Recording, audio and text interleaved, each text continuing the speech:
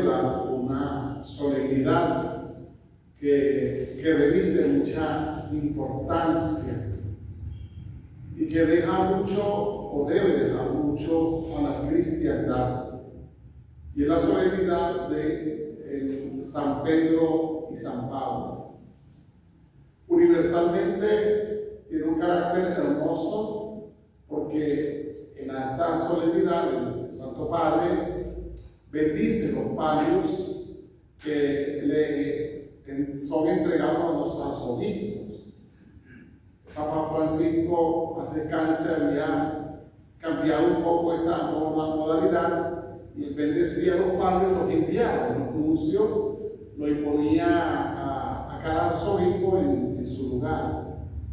Papa León por primera vez lo hace, ¿no? Y lo va haciendo bendiciendo e imponiendo el mismo palio arzobispal, que es una especie de estola pequeña con 6 cruces, y que hablan de el cuidado que el arzobispo tiene sobre su propia arquidiócesis y las diócesis sufragáneas.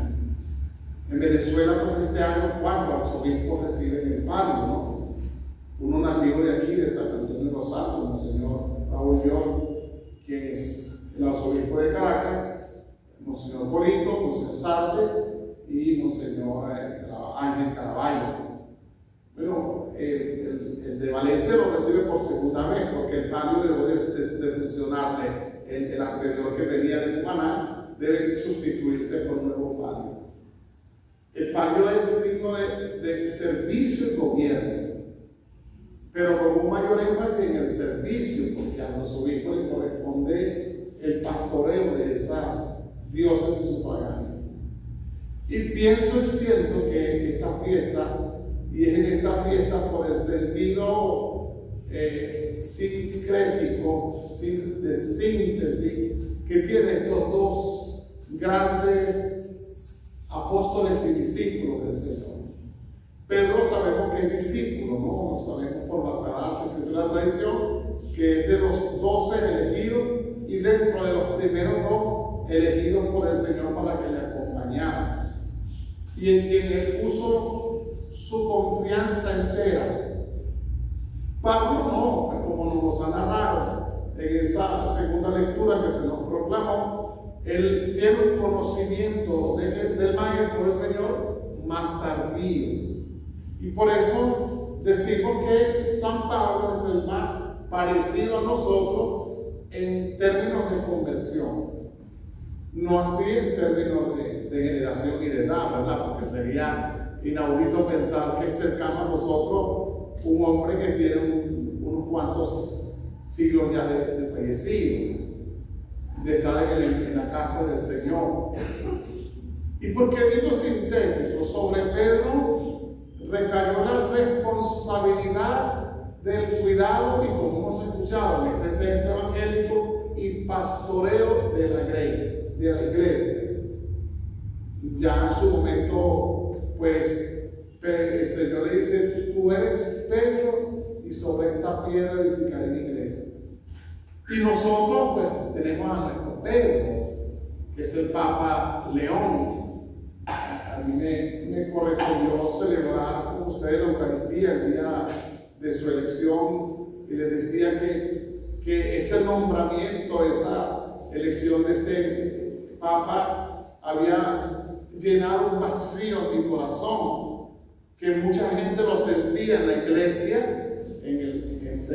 a nivel general, porque la cátedra de Pedro estaba vacía y se llena con esta figura de servicio y autoridad.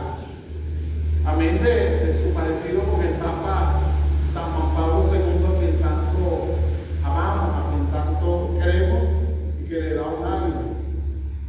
Pedro tenía a pesar de su carácter díscolo, primario, dirían los psicólogos, o sin filtro, decimos hoy en día.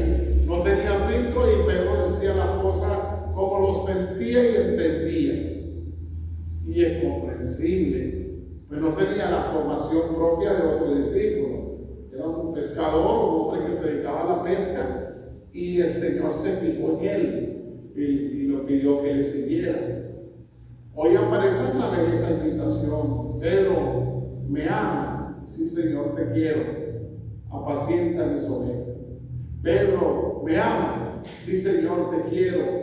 Pastorea mis ovejas. Pedro, me ama, chispieta. No te voy a decir que te quiero. A lo mejor el Señor quiere escuchar: sí te amo. Y él insistía en querer: apacienta mis ovejas. ¿Qué razón tenía el Señor de apacentar las ovejas? Qué difícil somos las ovejas. Todos somos como la oveja, esa clonada, ¿no? Que después la ovejita resultó haciendo lo que quería. Al final es una fábrica de laboratorio. Y a veces todos queremos desviarnos de lo fundamental. Y por eso tal vez es una alerta: apaciente y pastorea. Apaciente y pastorea. Los veo como ovejas sin pastor. Y el Señor ya lo sentía así, y hasta hoy lo siente así, y sigue llamando personas para el cuidado y pastoreo de su pueblo. Este es Pedro. Y en este Pedro, en este Papa, tenemos que ver a este Pedro como sucesor. Que como los hermanos separados atacaban tanto la elección de este hombre santo de Dios, le decíamos que no sustituye realmente a Jesús. No hay que lo sustituya. No hay. No existe en el mundo quien sustituya a Jesús. Que haga lo que el Señor ha hecho de grande, de grande. Que nos da un premio inmerecido, que ha valido su propia realidad y su propia situación emocional y psicológica. Pablo, él mismo, no hace falta describir tanto, dice: ustedes saben quién era yo. Pablo era un hombre judío y comprometido con su religión y comprometido con su fe. Y él era de baja estatura, dicen algunos, y feíto de mano. Y bien feíto el hombre, y él señalaba dónde estaban los cristianos escondidos para que lo apresaran. Y de ese hombre se fijó el Señor. Se fijó particularmente. Había otros, pero se fijó de este, que también tenía un carácter parecido al de Pedro. Pedro por la lengua, pero Pablo por el ímpetu. Tanto es así que acuña esa frase: ay de mí si no evangelismo. Entendió tanto la misión y la tarea que si no hacía lo que Dios le pedía, ay de mí, o sea, que es lo que me espera si yo no soy evangelizador. Y ojalá que todos lo podamos repetir: ay de mí si no evangelizo. Ya esto lo he repetido en tantas oportunidades, esa responsabilidad que tiene cada uno de nosotros como bautizado, miembro de la iglesia, de anunciar el evangelio. Eso se me dijo cuando el sacerdote designó haciendo el Éfeta, y eso se te dijo cuando el sacerdote, Dios te consagró a través de la crismación que el ministro, el diácono, el sacerdote hizo, para que sean miembro de Cristo, sacerdote, profeta y rey. Pablo se hace miembro de Cristo, y no siendo apóstol de Cristo, Dios lo soy. Soy el último, como un aborto, para indicar que él no era merecedor de eso, pero es obediente a Dios. Bueno, nosotros en criollo podemos decir: nunca es tarde cuando la dicha llega. Nunca es tarde. Nadie sabe en qué momento el Señor va a elegir. Porque puede ser que estoy, pero no me ha elegido. Puede ser que esté respondiendo a una llamada de Dios, pero aún no me ha elegido. Ay, Padre, usted se intenta. O sea, que usted después de tantos años de cura, Dios no lo ha elegido. Es probable que no. ¿Cuántos años tenía Santa Teresa de Calcuta en su convento? Y era religiosa, y una buena religiosa, pero Dios no la había elegido. Hasta esa mañana que sale de ese convento y se encuentra a Cristo en el pobre y el desvalido, y lo llama. Es ahí donde tiene que estar. Ella había sentido el llamado, pero aún no la elección. Y la elección era esa: Y yo tengo que estar dispuesto a ponerle alma, corazón, voluntad a esa llamada de Dios. Que debo ya ir ejercitando. Es una llamada, una respuesta que tengo que dar. Con ocasión de la fiesta del Inmaculado Corazón de María, yo indicaba esta mañana en mi meditación que esta experiencia de contemplar al Sagrado Corazón de Jesús y al Inmaculado Corazón de María, y le decía esta mañana a un grupo de cursillistas una invitación a vivir una piedad, una espiritualidad desde lo cotidiano, y una espiritualidad y una invitación a hacerlo desde donde estoy, no desde donde no estoy. A ver si lo digo mejor. Cada uno de nosotros está llamado a ser seguidor del Señor desde, para usar palabras de Pablo, en ocasión de esta festividad, desde la vocación en la cual cada uno ha sido llamado. Pues yo he sido llamado a vivir el sacerdocio ministerial. No puedo pretender trabajar por mi santidad y salvación pensando en si yo me hubiera casado, si yo tuviera un hijo, ¿qué edad tendría? Ya este sería mi nieto, así sería mi nieto, lo más tendría mi nieto. No, porque esa no es la cotidianidad tuya. Y al contrario, tampoco decir, esto lo he dicho con la oportunidad, estamos viviendo una era donde los laicos, los seglares, quieren tener signos sacerdotales y los sacerdotales quitarlo todo. Hay algunos que hasta quieren quitarse la mitra y el báculo y cosas de estas. Es para el signo no habla, el signo no evangeliza. Pedro no se quitó nada. Pablo no se quitó nada. Incluso Pablo no se quitó ni su oficio. Y por eso le voy a decirle, he escuchado que hay muchos por ahí sin hacer nada. Y por eso les digo, el que no trabaja, que no come. El que no trabaja, que no coma. Porque estamos llamados a vivirlo desde lo que somos.